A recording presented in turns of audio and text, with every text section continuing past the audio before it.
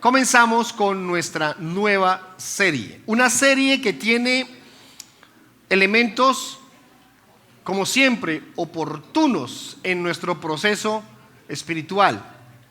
Pero esta me llama la atención porque vamos a presentarles desde la perspectiva biográfica a José. José es de esos personajes que uno quiere predicar permanentemente, no solamente por su pureza, su santidad, su buen ejemplo, sino porque hay muchos asuntos alrededor de la vida de José que enriquecen mucho, que dan muchas posibilidades al predicar de él. Recuerden que hemos venido hablando en este año de personajes del Génesis. Hablamos de Abraham, hablamos de Noé, de Abraham, de Isaac. Acabamos de terminar 7 predicaciones sobre Jacob, 7 predicaciones. Y hoy comenzamos la primera de 6 predicaciones sobre José. La semana pasada les fijé un reto. El reto fue: busquen en la Biblia algún defecto de José. Busquen en la Biblia algún defecto. A ver si lo encuentran. Si lo encuentran, me avisan, por favor. Y quiero aclarar algo. Esta mañana me tocó hacer una casillas, y es que no estamos hablando de José, el padre de Jesús. Estamos hablando de José, el del Antiguo Testamento, descendencia de Abraham, Isaac y Jacob, heredero de la promesa. ¿Está bien? Para que nos ubiquemos cronológicamente sobre el tema. Es que alguno dirá: José, hoy es día de San José, el día del Padre. Entonces, no es por ahí, no es por ahí. Está aclarando algunas cosas.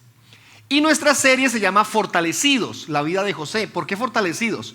Porque José es fiel testimonio de cómo, a pesar de todas las cosas malas que pueden pasar, uno puede y debe permanecer en la fe, pase lo que pase. ¿Está bien? Hoy vamos a hablar de que debemos fortalecernos, estar fortalecidos, permanecer en la fe, aunque otros pequen contra nosotros.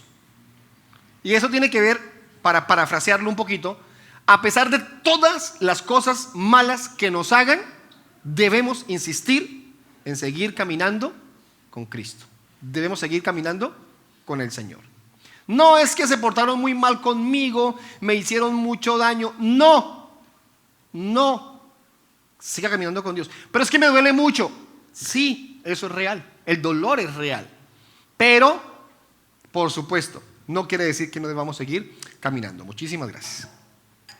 Para ello vamos a leer nuestros primeros versículos de la historia, la biografía de José. Y durante el día de hoy hablaremos de algunos aspectos, y 6 domingos servirán para ampliar la vida de este personaje. Capítulo 37, versículos 26 al 28. Entonces Judá dijo a sus hermanos: ¿qué provecho hay en que matemos a nuestro hermano? Wow, ya nos metimos con asesinato. Matemos a nuestro hermano y encubramos su muerte. Venid y vendámosle a los ismaelitas, y no sea nuestra mano sobre él, porque él es nuestro hermano, nuestra propia carne, y sus hermanos convinieron con él. Y cuando pasaban los madianitas, mercaderes, sacaron ellos a José de la cisterna y le trajeron arriba y le vendieron a los ismaelitas por 20 piezas de plata, y llevaron a José a Egipto. Aquí es donde comienzan contradicciones.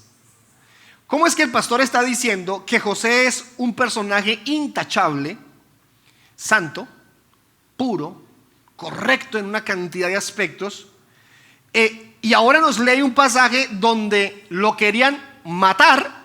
Bueno, lo intentan matar, de hecho lo botan a un hueco para matarlo, y como no lo pueden matar, entonces lo venden.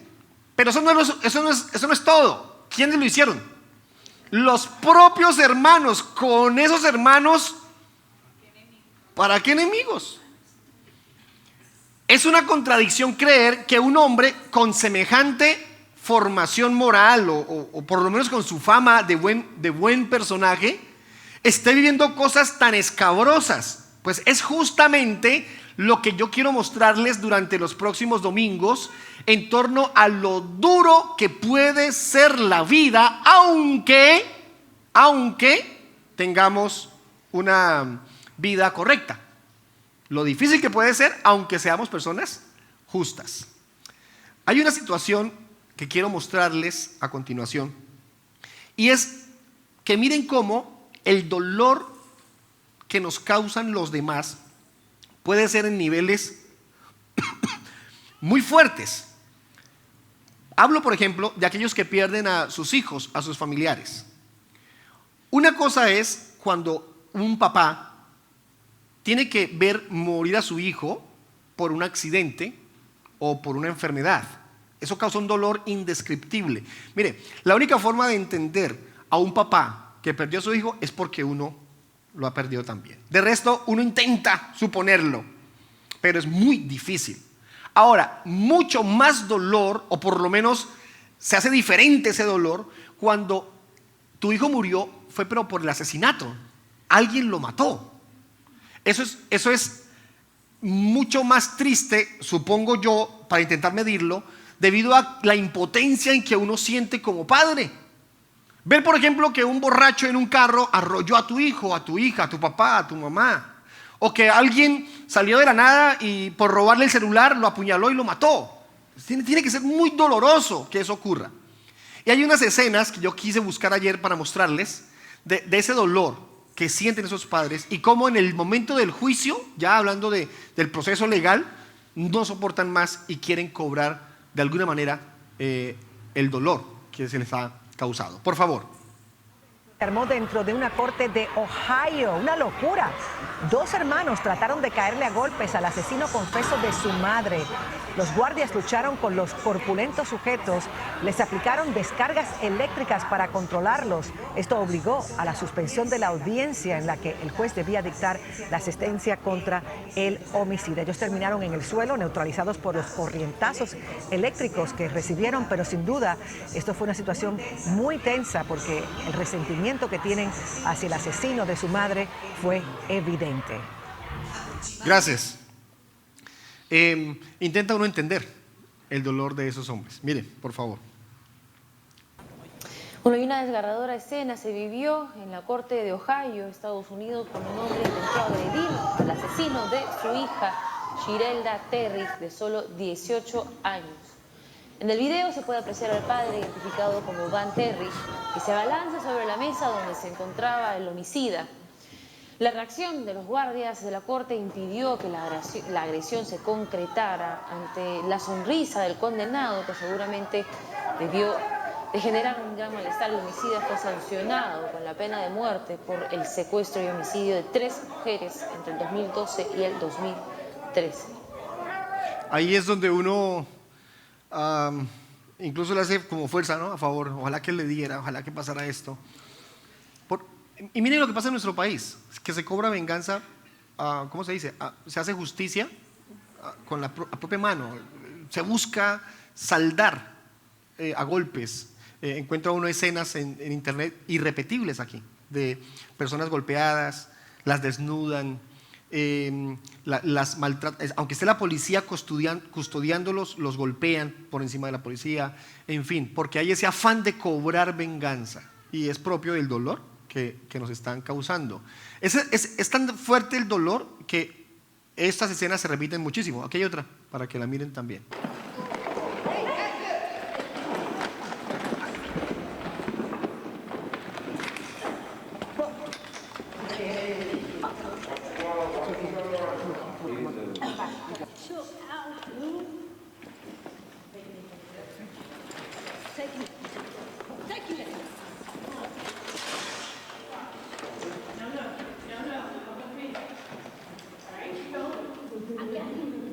Tres, 4 personas para controlarlo por el dolor que hay.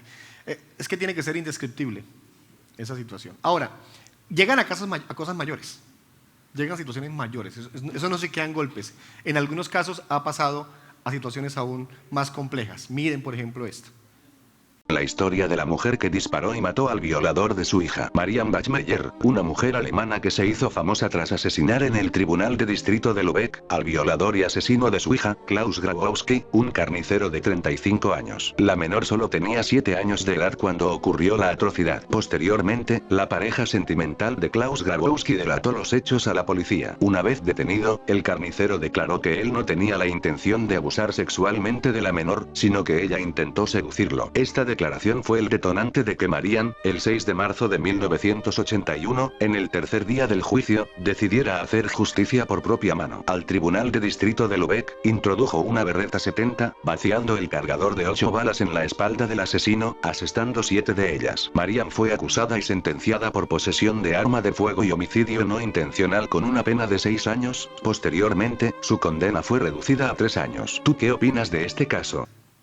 Solamente 3 años terminó pagando de... Digo solamente porque fue un asesinato al fin y al cabo. En contraposición a ese dolor desgarrador que lleva a tomar malas acciones, hay otras situaciones diferentes, por lo menos contrarias a esto que hemos visto. Por favor, el siguiente. Este es un boletín informativo de AV News. Una ex agente de la policía de Dallas, Amber Guyger, fue sentenciada el miércoles a 10 años de prisión por el asesinato mortal en 2018 de un hombre inocente al que disparó cuando ingresó por error a su apartamento creyendo que era el suyo. Pero en un notable acto de amabilidad, el hermano de la víctima hizo unas declaraciones y habló directamente con Guyger, diciendo: "Te amo como cualquier otra persona", y luego la abrazó en la sala del tribunal antes de que la llevaran a prisión. El jurado del condado de Dallas llegó a una decisión unánime sobre la sentencia justo antes de las 4 de la tarde, después de deliberar por poco más de una hora.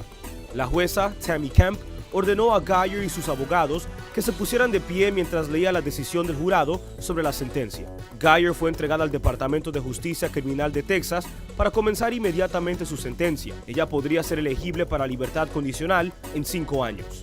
La sentencia pareció decepcionar inicialmente a la familia de la víctima, Botham Jean, quien esperaba un castigo mucho más severo para Guyger. Varios miembros de la familia rompieron en llanto, sacudiendo la cabeza como si no creyeran la decisión del jurado. Pero el hermano de Jean, Brant Jean, de 18 años, se dirigió a Guyger diciendo: "Sé que si vas a Dios y le pides perdón, Él te perdonará.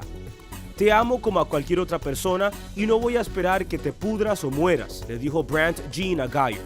"Personalmente, quiero lo mejor para ti. No iba a decir esto delante de mi familia, ni siquiera quiero que vayas a la cárcel. Quiero lo mejor para ti porque sé que eso es exactamente lo que mi hermano Botham querría por ti. Dale tu vida a Cristo. Creo que darle tu vida a Cristo es lo mejor que Botham querría para ti". Brant Jean luego le preguntó a Kemp si podía abrazar a Guyger, una solicitud que el juez le concedió. Se bajó del estrado de testigos y se encontró con Guyger frente al banco del juez y se abrazaron. De repente Guyger se quebrantó en lágrimas. Esto fue un boletín informativo de AV News. Una buena pregunta aquí sería, bueno, el caso mío, yo no he vivido eso, no han matado a un familiar, no me han quitado eso, pero otros tipos de dolores tal vez sí nos han causado. Ellos vivieron la pérdida de un ser querido, de un hijo, una hija, mamá, papá, en fin. ¿Qué has perdido tú? ¿Qué te han hecho? ¿Qué te ha dolido? Porque si aquí pasara uno por uno, tendríamos una lista de cosas. Yo recuerdo que cuando yo era niño, mi mamá me hacía esto, mi papá me hacía aquello, mis hermanos me hacían así, mis primos, mis tíos, mi abuelito, mi abuelita. Y después cuando crecí, había un profesor que me hizo, una profesora, o mis compañeros de clase, o cuando fui adolescente me pasó esto en la calle, me hizo un tipo que no conocí. En fin, había un sinnúmero de posibilidades de cosas que seguramente te han dolido, te han causado heridas, te han roto, porque esta es la sociedad en la que estamos viviendo y muchos atentan contra nosotros de muchas maneras. ¿Y qué cuando el que lastima es el esposo, la esposa, cuando hay una traición, cuando hay un maltrato, cuando hay ofensas, cuando un hijo te lastima o un padre lastima a su hijo, y esas heridas se abren y tristemente en algunos casos no se cierran? Hay un aparente perdón, hay una reconciliación, pero no hay exactamente sanidad de eso que te causó el dolor, la tristeza. Y está ahí, vivo, hablando de aquellos que no han entendido el amor de Dios y que por consiguiente al no entenderlo, no han sido exactamente libres de esa carga, de ese dolor, de esa angustia que están viviendo. Y ahí están. Miren, hermanos, José es el vivo caso del maltrato, del dolor, de la traición, del engaño, de todo tipo de sufrimientos causado por la gente que lo rodeaba. Y el tema de hoy habla de eso, de cómo nosotros, a pesar de todo lo que nos hacen, debemos insistir en el camino de Dios. Por eso la idea central que está ahí en su material. La maldad en mi contra no es obstáculo para el plan de Dios en mi vida, sino un instrumento para cumplirlo. Y yo voy a cambiar la frase, voy a parafrasearlo para que sea más claro.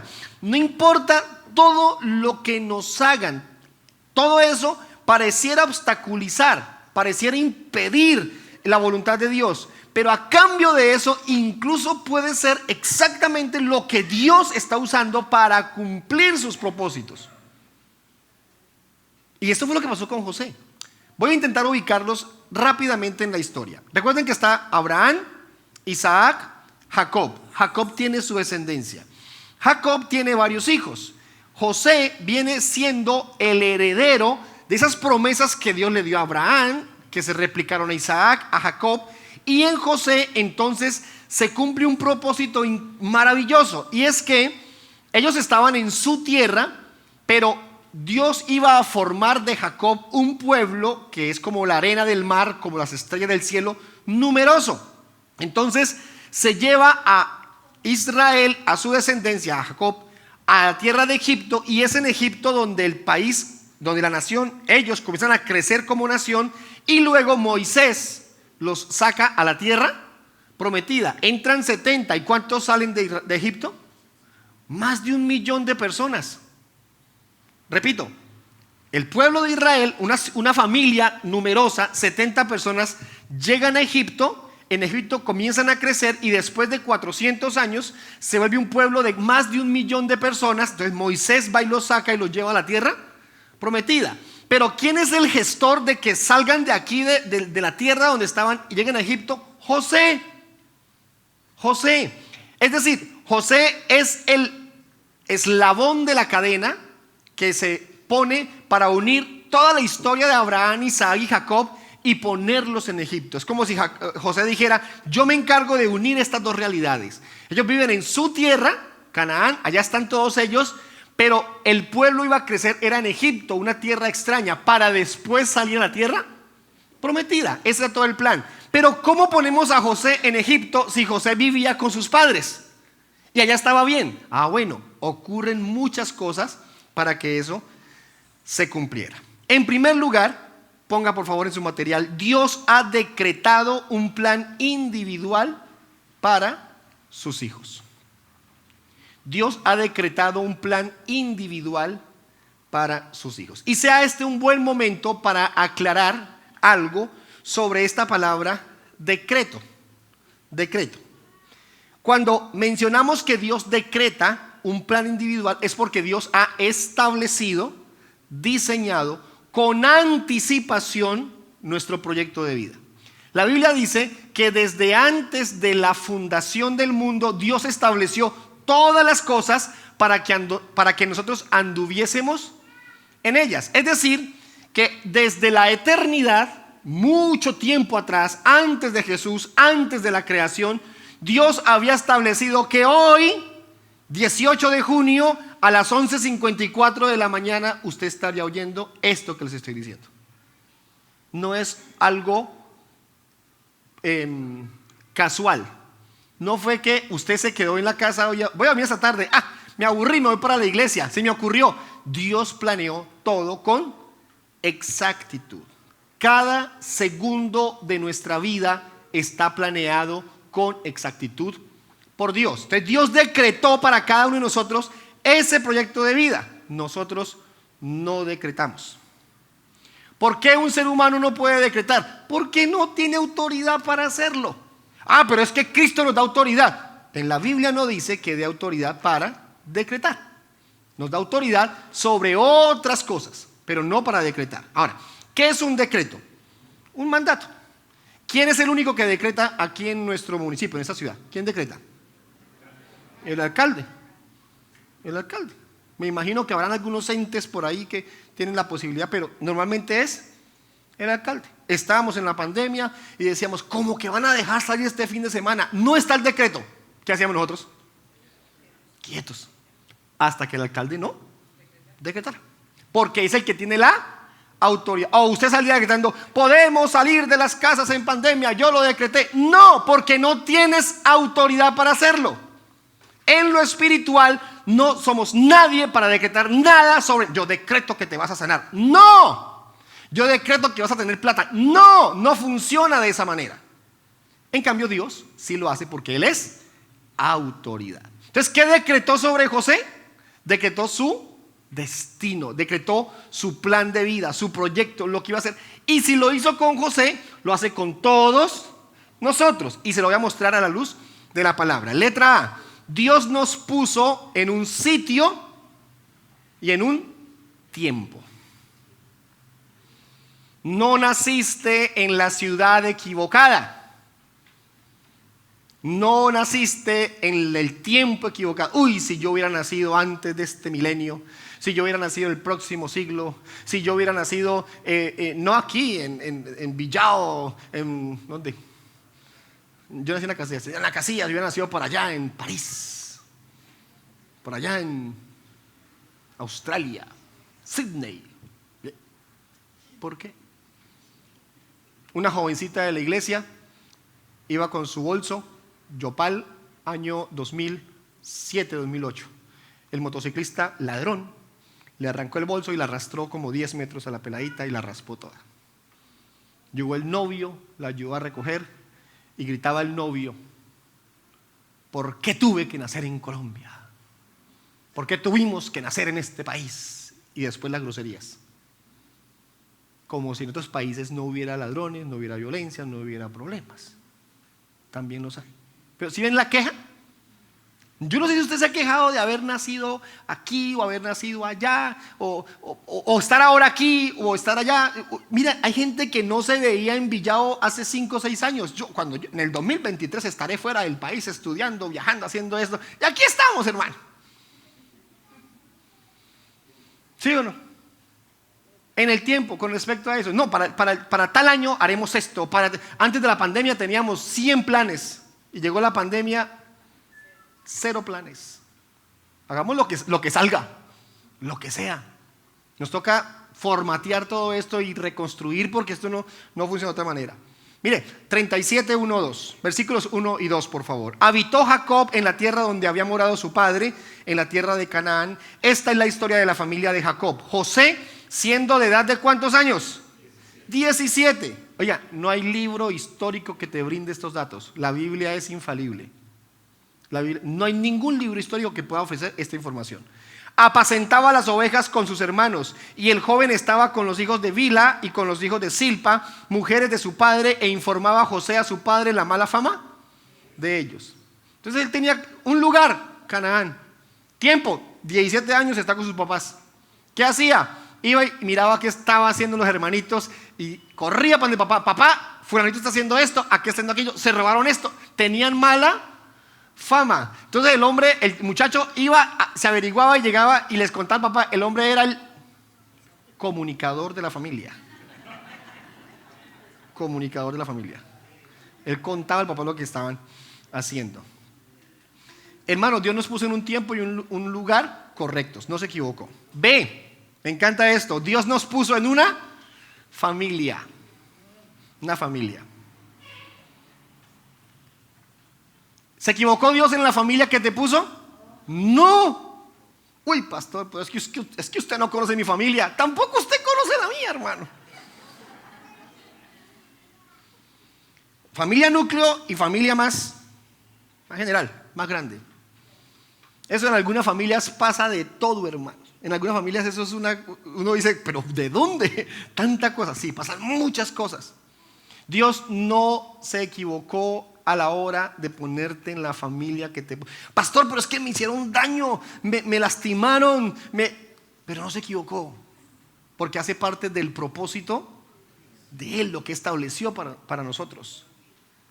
Ahora, uno dirá aquí, por ejemplo, ay no, ¿quién fuera José? En esos tiempos, esas familias bonitas, esas familias amorosas, espirituales, ¿no? El tiempo de la Biblia, tiempo del Antiguo Testamento, esas familias bonitas. Miremos la familia bonita, versículos 3 y 4. Y amaba a Israel a José más que a todos. Ay, comenzamos mal. Jacob, o sea Israel, amaba más a un hijo. Oiga, ¿recuerda que eso había pasado antes con él? ¿Quién amaba a Isaac? ¿A quién amaba más? A Esaú.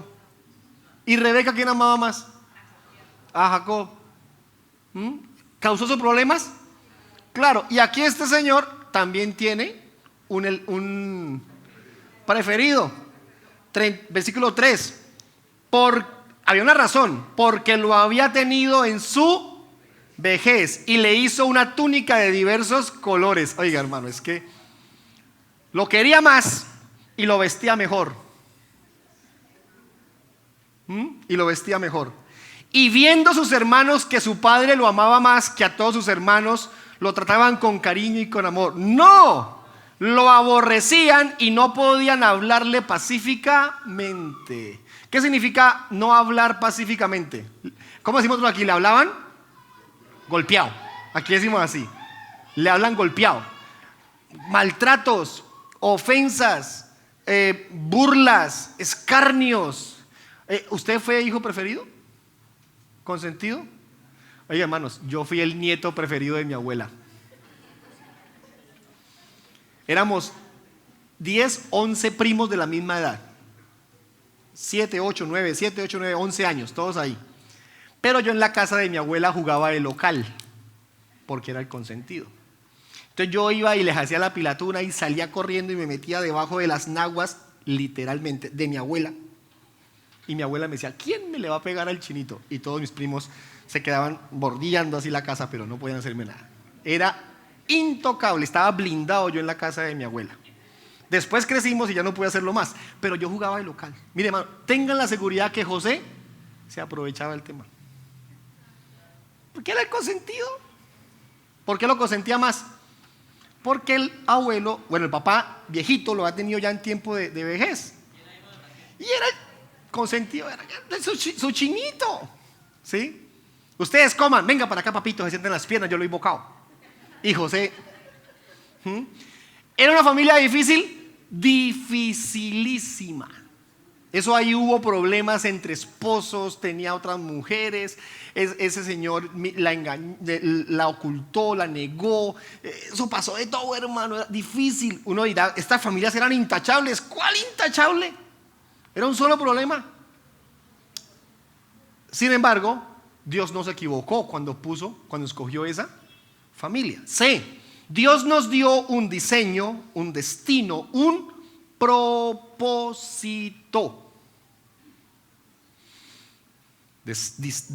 Diseño, destino, propósito. Él nos dio un propósito.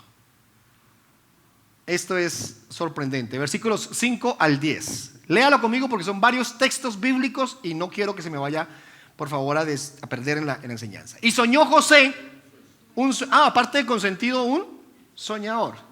Y fue y lo contó a sus hermanos. Y ellos llegaron a aborrecerle más todavía. Él les dijo, oíd ahora este sueño que he soñado. He aquí que atábamos manojos en medio del campo, y he aquí que mi manojo se levantaba y estaba derecho, y que vuestros manojos estaban alrededor y se inclinaban al mío. Ay, hermano. O sea, de que no lo querían. Y les atizaba más el fuego con eso. No lo quieren, le tienen rabia. Y ahora les dice, ustedes se me van a humillar, se me van a postrar aquí alrededor mío, en un sueño. Le respondieron sus hermanos, ¿reinarás tú sobre nosotros o señorearás sobre nosotros? Y le aborrecieron más a causa de sus sueños y sus palabras. Versículo 9. Soñó aún otro sueño y se lo contó a sus hermanos. Es que no se ayudaba. diciendo: he aquí que he soñado otro sueño, y he aquí que el sol y la luna y 11 estrellas se inclinaban a mí. Ya no solamente era con los hermanos. ¿A quién incluyó ahora? Al papá y a la mamá. El sol, el papá, la luna, la mamá, y las estrellas, los hermanitos. Todos se inclinan hacia mí, decía José. Y lo contó a su padre y sus hermanos, y su padre le reprendió. Oiga, lo quería mucho, pero es que tenía que ubicarse, hermano. ¿Cómo se le ocurre decirle eso a los muchachos? Lo reprendió y le dijo: ¿qué sueño es este que soñaste? ¿Acaso vendremos yo y tu madre y tus hermanos a postrarnos en tierra ante ti? Mire, hermano, eran sueños. Dios se los dio, porque después se cumplió tal cual. Pero ¿era oportuno contarlos así? ¿Quién sabe? El tema es que Dios aquí confirma el propósito que tenía con José. Es decir, repito esto: Él estableció la forma de la vida de José y su proyecto, su destino, su propósito desde antes de la fundación del mundo. Aquí se lo confirmó con unos sueños y después se cumplió tal cual. Y hoy, 4000 años después, seguimos hablando de eso. Perfección en el plan de Dios. Miren esto, Salmos 139, 16. Aquí está: mi embrión vieron tus ojos, y en tu libro estaban escritas todas aquellas cosas que fueron luego formadas, sin faltar una de ellas. Se lo voy a parafrasear. El salmista está diciendo: desde que estaba en el vientre de mi madre, ahí estabas conmigo, y todo lo que planeaste para mí ya estaba escrito y se cumplió completamente, sin faltar ni una de las cosas. Mire, hermano, todo lo que nos ocurrió, lo que nos ocurre y lo que nos ocurrirá en la vida está perfectamente planeado por Dios.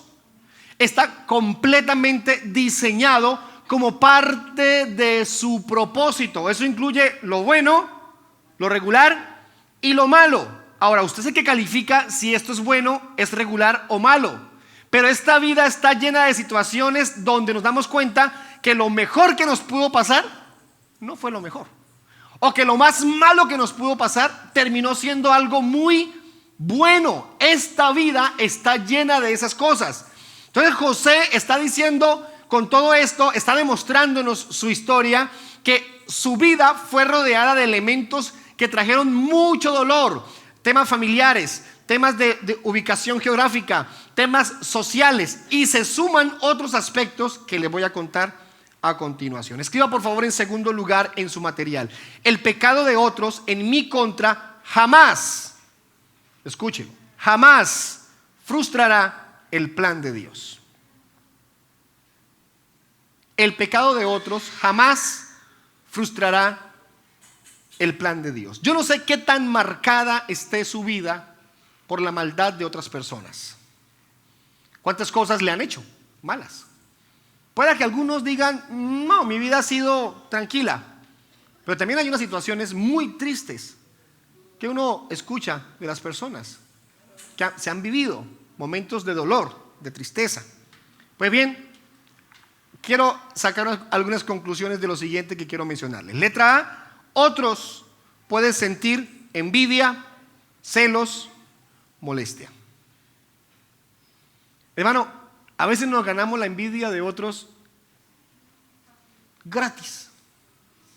Por supuesto, sin proponérnoslo, aunque a veces tengamos algunas malas actitudes también. Pero en este caso, en el caso de José, ¿qué culpa se de consentido del papá? ¿Qué culpa de los sueños que se tuvo?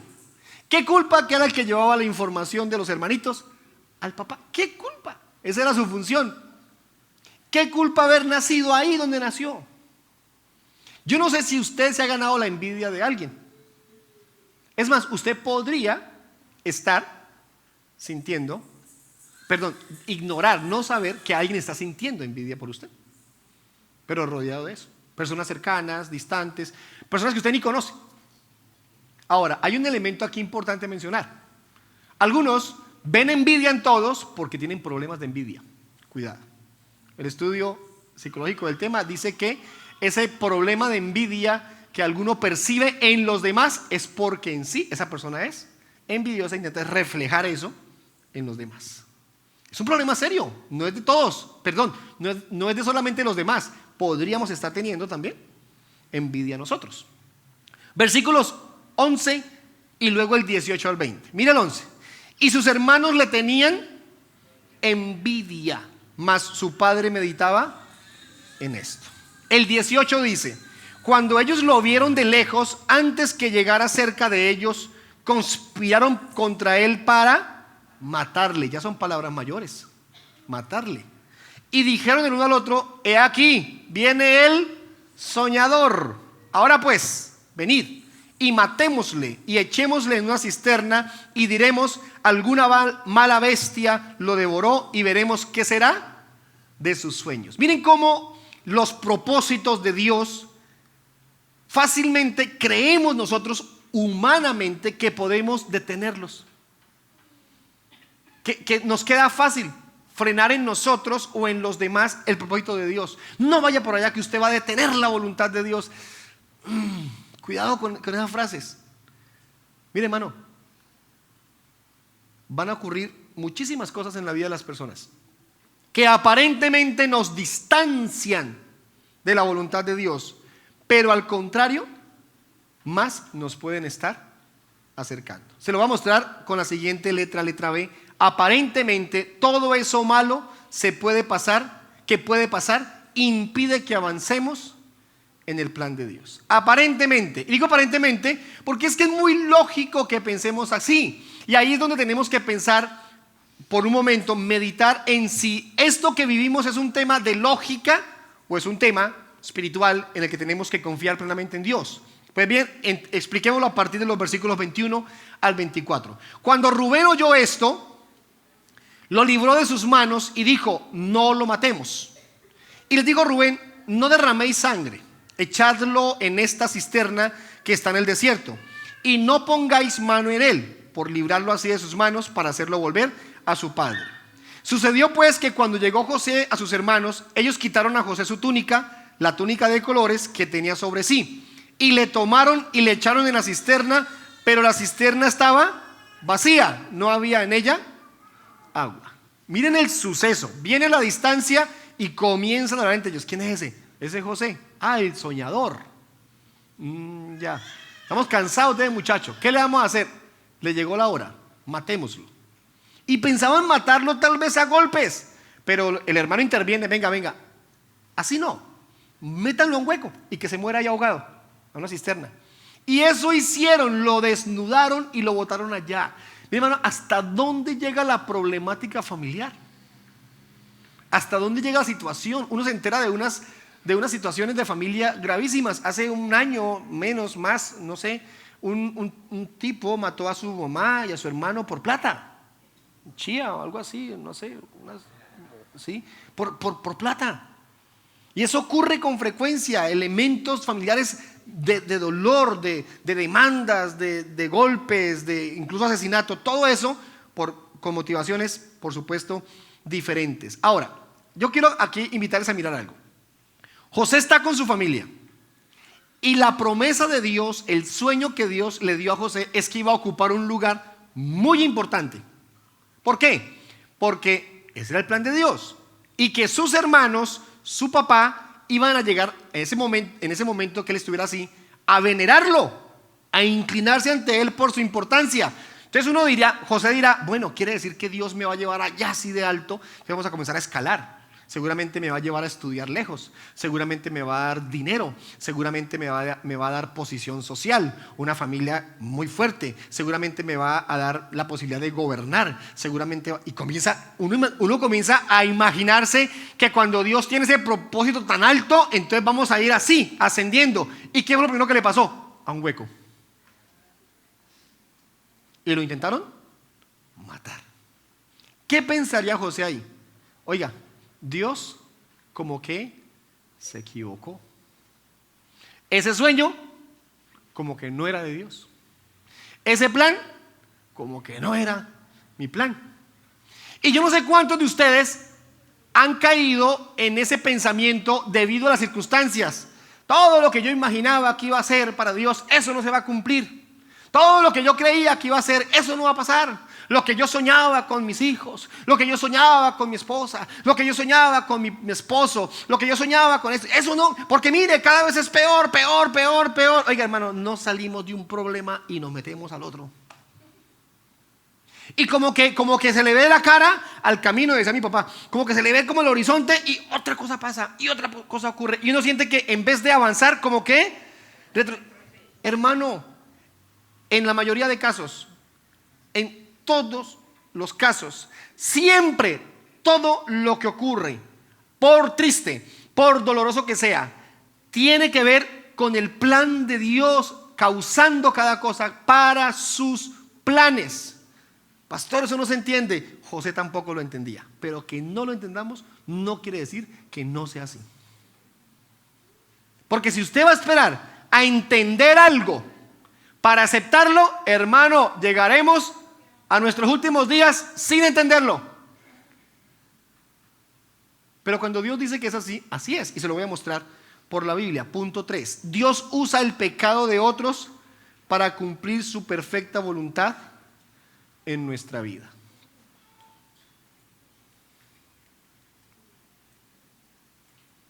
Y esto es realmente importante. Versículo 25. Y se sentaron a comer pan, y alzando los ojos miraron, y he aquí una compañía de ismaelitas que venía de Galaad, y sus camellos traían aromas, bálsamo y mirra, e iban a llevarlo a Egipto. Entonces Judá dijo a sus hermanos: ¿qué provecho hay en que matemos a nuestro hermano y encubramos su muerte? Saquémosle provecho. Venid, vendámosle a los ismaelitas y no sea nuestra mano sobre él, porque él es nuestro hermano. Ay, por fin entró en conciencia el muchacho. Nuestra propia carne y sus hermanos convinieron con él. Y cuando pasaban los madianitas, mercaderes, sacaron ellos a José de la cisterna y le trajeron arriba y le vendieron a los ismaelitas por 20 piezas de plata y llevaron a José a Egipto. ¿Dónde tenía que llegar José? A Egipto. Pero ¿sabe qué imaginaba José? José imaginaba que iba a llegar como lo más importante. ¿Y cómo llegó? Como esclavo. Como esclavo. Miren la escena. Agarran a José, lo desnudan, lo botan a un hueco a que se muera ahí. Entonces los hermanos aquí afuera negocian. Venga, ¿qué ganamos con eso? Lo vendemos, nos quedamos con 20 monedas. Es un buen negocio. Y que se lo lleven. Y allá en Egipto se muere un esclavo. Seguramente llega allá y rápido se muere, ese con lo flojo que es, con lo soñador que es. Eso se muere. Van y lo sacan. José, aquí estoy. Hacen las manos, lo sacan. Yo creo que José dijo: entraron en razón. Por fin aceptaron que yo voy a hacer. Ahora sí, voy a comenzar a ascender. Estudio, dinero, familia, fama, gobierno, así, va a estar de aquí arriba. Y lo sacaron del hueco y lo pasaron de ahí. ¿A dónde lo metieron? A una jaula como esclavo. Salió de Guatemala y se fue a otro país. Pasó de estar mal a estar muy mal. Yo no sé si a usted le ha pasado que cuando como que cree que por fin se arregló esto y las cosas empeoran. Y como que estamos saliendo adelante y retrocedemos más. Y José aquí retrocedió. Yo estoy creyendo que José por momentos decía: oiga, esto no es lo mío. Yo no sé si a usted le ha pasado por momentos que dice: lo de la iglesia no es lo mío, lo de ser cristiano no es lo mío, lo de caminar con Dios no es lo mío. Mire, entre más me acerco a Dios, más problemas tengo y más luchas. En cambio yo miro gente que es inconversa, que le va bien. Y yo miro gente que llega al colegio de mis hijos mejor que yo, o al trabajo mejor que yo, o en la calle mejor que yo, o mi vecino mejor que yo. No sé por qué. En cambio que yo soy cristiano me va tan mal. Dicen algunos, posiblemente. Mire, hermano, todo eso obedece a que necesariamente debemos entender el propósito de Dios para nuestra vida. Y antes de estar comparándonos en nuestra circunstancia con otros, debiéramos estar interesados en conocer más y mejor la voluntad de Dios. José pasó de ser una víctima de un intento de homicidio a ahora ser un esclavo. Pasaron los madianitas. ¿Y para qué se llegaron a Egipto? para venderlo como esclavo. Versículo 36, por favor. Y los madianitas lo vendieron en Egipto a Potifar, oficial de Faraón, capitán de la guardia. Entonces, pasó de ser un intento, una víctima de asesinato, de intento de homicidio, a ser un esclavo, y llegó a Egipto como un esclavo. Ahí pensaría José, ahora sí, se acabó esto. Ahora estoy lejos de mi familia, mi papá cree que estoy muerto, mis hermanos me hicieron la plata conmigo, se quedaron con la plata, y ahora estoy aquí a merced de lo que mi amo diga. Porque si el amo se levantaba de mal genio y decía, no, máteme a ese, lo mataban. Porque eso hacían los amos de los esclavos. Mire, hermano, no hay ninguna posición social más baja que la de esclavo. En todas las jerarquías sociales del planeta, durante todos los tiempos, había muchas posibilidades, pero la más baja, ¿cuál era? Ser esclavo. O sea, José estuvo en lo más bajo de la posición social, en lo más bajo, pero era la única manera en que se cumpliría el propósito de Dios. ¿Cómo funciona esto? ¿Para qué se dio así? ¿Por qué ocurrieron cosas tan malas? Letra A, para el cumplimiento de su plan. Hablo del plan de Dios. ¿Por qué pasó así? Porque tiene que cumplirse el plan de Dios. Les voy a leer los versículos y el solo texto bíblico nos orienta. Versículos 4 y 8. Entonces dijo José a sus hermanos, acercaos ahora a mí. ¿Qué pasó? José llega a Egipto como esclavo, pero con el paso de los años, se vuelve la persona más importante después de Faraón. Era el segundo hombre más importante en Egipto. ¿Qué pasó? Para que llegara allá, tiene que venir a los próximos 5 domingos, para que vea cómo fue el proceso. Pero hoy le resumo todo a que ocupó el lugar más importante en Egipto. Entonces, ¿qué dice el versículo 4? Acercaos ahora a mí. Y ellos se acercaron, los hermanos. Y él les dijo, yo soy José, vuestro hermano, el que vendisteis para Egipto. ¿Qué dirían los muchachos? Ahora sí, esto se acabó. Porque el hombre era el más importante. Ahorita nos la va a cobrar una por una. ¿Vieron cómo reaccionaban los papás de esa gente en los juicios? Porque el dolor nos causa esas reacciones. ¿José pudo haber reaccionado así? Claro. ¿Y uno qué diría hoy en día? Yo no he hecho. Por mala gente. Ese es nuestro corazón, hermano. Nos gusta la venganza, nos gusta cobrar. Oíste que fue dicho ojo por ojo, diente por diente. Eso es bíblico. Eso está en la Biblia. Ahora con Jesús cambia, ¿no? Jesús dijo, oíste que fue dicho así, pero yo les digo, si les pegan aquí, pongan la otra. Yo soy manso, pero no menso. Y le agregan al versículo. Yo soy vuestro hermano, el que vendisteis para Egipto. 5, miren esto. Ahora, pues, no os entristezcáis ni os pese haberme vendido. ¿Cómo así? O sea, no les duela lo que hicieron. Porque para preservación de vida me envió Dios delante de vosotros. Es decir, ustedes me vendieron sin tener ni idea que lo que estaban haciendo era asegurar su vida después. Porque fue y los rescató donde estaban y los trajo para Egipto. Y los rescató. Versículo 6. Pues ya ha habido 2 años de hambre en medio de la tierra y aún quedan 5 años en los cuales ni habrá arada ni siega. Y Dios me envió delante de vosotros para preservaros posteridad sobre la tierra y para daros vida por medio de gran liberación. Pero el versículo 8 es el clímax de todo el pasaje. Así pues, no me enviasteis acá vosotros. ¿Cómo así? Si fueron ellos. Lo metieron al hueco, lo sacaron, lo vendieron a los madianitas. Los madianitas lo llevaron donde Potifar. Potifar lo tuvo de esclavo. Después pasaron más cosas. ¿Cómo así que no fueron ellos? No me enviasteis acá vosotros, sino ¿quién?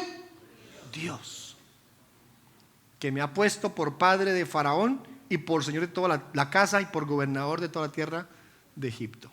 ¿Sabe qué hizo José? No se quedó pensando, mi papá me hizo esto, mi mamá me descuidó, mis hermanos me intentaron matar, mis hermanos me vendieron. No se quedó pensando, esos madianitas me vendieron como un esclavo, Potifar me descuidó, después me mandó a la cárcel. Todo eso lo vamos a ver aquí los domingos. No se quedó pensando eso. Dijo, Dios lo permitió para su propósito. ¿Hasta cuándo usted va a estar culpando a su papá o a su mamá o a su esposo o a su esposa o a sus hijos o a su jefe o a su primo o a su prima, a sus tíos? ¿Hasta cuándo va a seguir culpándolo de todo lo que le hicieron? ¿Hasta cuándo? ¿Cuándo va a soltar eso y va a reconocer que Dios lo permite para su propósito? Pastor, pero es que dolió. Claro que dolió. A José también le dolió.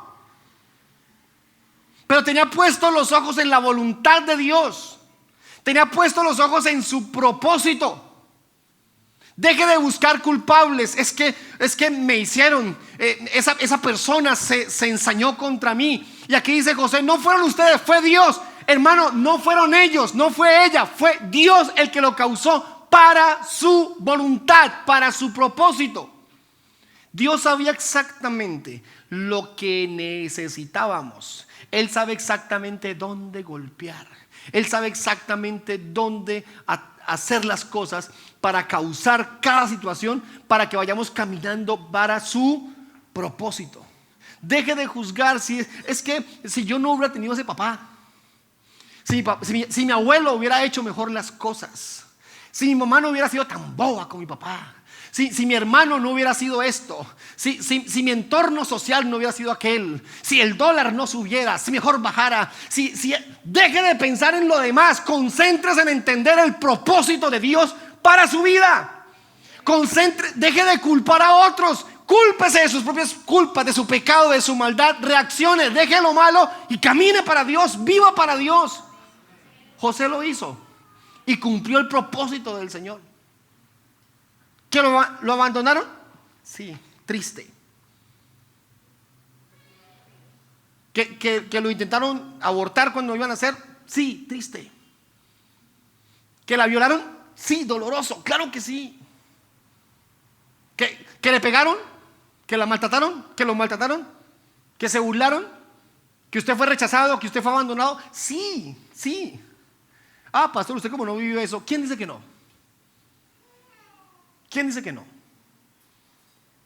Que no hemos vivido cosas duras en casa. Hace 15 días se me quedó la puerta abierta, se me entraron los ladrones, me robaron. Estuvieron en la sala de mi casa. Si mi hijo mayor o yo me despierto en ese momento, no sé qué hubiera pasado. Porque un ladrón dentro de la casa, al sentirse descubierto, hasta lo apuñala a uno y lo mata. Y un día antes, mi tío sufrió un derrame cerebral y está con la mitad del cuerpo paralizado, está sufriendo en Acacias. Hoy vengo de verlo, está en una situación dificilísima. Mi esposa en ese momento está en la casa enferma, lleva 3 días en cama. Los médicos han ido a ver a la casa. Entonces, las luchas no son solamente de unos, todos tenemos luchas. ¿A quién le echó la culpa? ¿A un ladrón que se metió a la casa? No, le compré candados ahora a la casa, estoy más seguro todo el tiempo.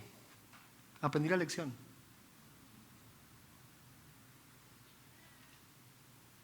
Mire, hermano, es tan fuerte esto que Dios usa todo, letra B, para su gloria.